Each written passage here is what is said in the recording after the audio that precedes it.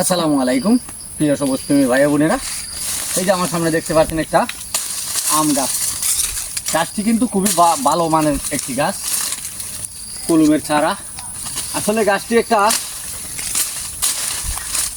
জঙ্গলের মতো হয়ে রয়েছে।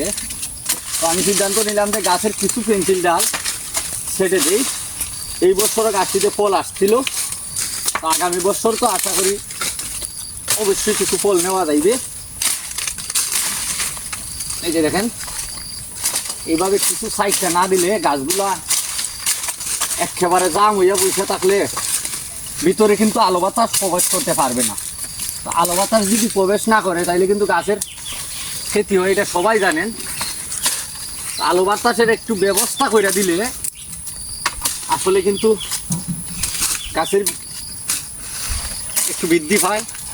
এই জন্যই বলছি এভাবে একটু সাইডে গাছটিকে পরিষ্কার করে, এই যে দেখেন কত সুন্দর পরিষ্কার হয়েছে এখন, এইভাবে দিবেন।